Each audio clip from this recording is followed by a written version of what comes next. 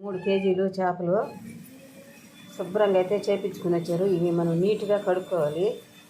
నీట్గా కడుక్కోవాలంటే దీంట్లో ఉప్పు పసుపు వేసి శుభ్రంగా ఈ లోపలదంతా తీసేయాలి. ఈ లోపలదంతా తీయకపోతే బాగుండదు. ఈ నలుపు కూడా తీసేయాలి. అయితే నిమ్మకాయ కూడా వేయాలి. నిమ్మకాయ కూడా పిండుతాను లాస్ట్లో. ఇప్పుడైతే ప్రస్తుతానికి శుద్ధంగా ఇదంతా లాగేస్తాను. ఇదంతా ఇలాగే తీసేస్తాను. చూడండి, ముక్కని చాలా నీట్గా కడుక్కోవాలి. చేపల్ని ఇలాగా కడుక్కోవాలి. మా పిల్లికి అయితే ఆరాటం కాదు, ఇది మేము ఎక్కడ దానికి వేయమో నేను దాని బాధ. ఇలా కడిగేసుకోవాలి. ఇదంతా ఇట్లా గీకేసుకోవాలి. శుద్ధంగా వచ్చేస్తుంది. చూడండి ఎంత బాగుందో. నేను ఇందాక కరెంట్ లేదు, పోయింది, అందుకని ఇది లేట్ అయ్యింది. ఇందాక మిరపకాయలు అవన్నీ వేయించాను కదా, అవన్నీ ఇప్పుడు మిక్సీకి వేస్తున్నాము. రోట్లో వేసి దంచాను కానీ పెద్దగా నలగలేదు. రోట్లో వేస్తున్నాము. అయితే ఇంకొకటి ఏంటంటే మనుషుల్ని ప్రేమిద్దాం. ప్రేమిస్తే పోయేదంటే ఏమి లేదు. మంచిని చూద్దాం, చెడుని వదిలేద్దాం. చాలా దారుణాలు జరుగుతున్నాయి కదా, అవన్నీ మనం అరికట్టలేము. కాబట్టి మనకు తెలిసినంత వారికి మనం చేయగలిసింది ఏంటంటే మనిషిని అన్ని కోణాలలో చూడకూడదు. మంచి కోణంలో చూద్దాము, చెడుని వదిలేద్దాం, మంచిని ప్రేమిద్దాం. ప్రేమిస్తే ఏమవుద్ది? ఓ హోరమంటే తిరిగి కూడా మనం ప్రేమిస్తారు. ప్రేమించకపోతే పోనీ వదిలేద్దాం. అలాగా చేద్దాం. మానవత్వం అనేది మనుషుల్లో నశించిపోతుంది రోజు రోజుకి. క్రూరత్వం అని చంపేద్దాం. ప్రేమానురాగాలతో జీవిద్దాం. మనమంతా ఒకే ఫ్యామిలీగా ఉందాం. మనం అందరం కూడా మంచిగా ఉందాం. మన బిడ్డలకి కూడా చెడుని వదిలిపెట్టేసేటట్టు మన బిడ్డలను మార్చుకుందాం. నైనా ఇది చేయవద్దు, ఇది చెయ్యాలి అని చెప్దాం. పిల్లకాయలంతా చాలా మూర్ఖంగా కూడా ఉన్నారు. అయితే ఇంకొకటి ఏంటంటే డబ్బు ఉన్నవాళ్ళు 10 లక్షలు పెట్టి ఒకరికి గిఫ్ట్ తీసుకెళ్ళిస్తున్నారు. ఉన్నవాళ్ళే పెట్టుకుంటున్నారు. అదే లేనివాళ్ళు రోడ్డు మీద చాలామంది అనాథలుగా పడి ఉన్నారు.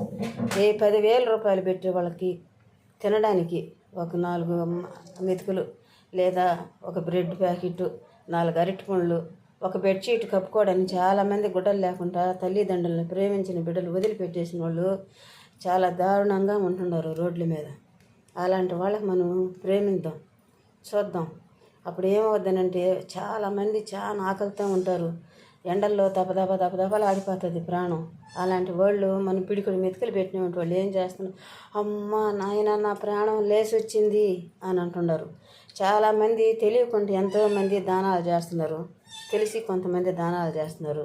కుడి చేతితో పెట్టింది ఎడం చేతికి తెలియకూడదు. దానం చేస్తే మనలో మంచి మనసు మానవత్వంతో 10 మందికి సహాయం చేద్దాం. అది చాలా గౌరవం, చాలా పద్ధతి, చాలా మంచిది కూడా. ఒకవేళ మనం ఇప్పుడు పెడితే దేవుడు మనకి మళ్ళీ ఇంకొకసారికి మనకి ఎత్తి పెడతాడేమో అని ఆలోచిద్దాం. మంచిదో చెడుదో నేనైతే చెప్తున్నాను. మీకు నచ్చిందో నచ్చలేదో నాకు తెలియదు. నచ్చితే కొంతమంది అయినా నా మాటలు పాటిస్తే బాగుండని అనుకుంటున్నాను. నేను ఇంకొన్ని బియ్యం కడిగి పోసే దాంట్లో మీకే ఏమో తెలీదు.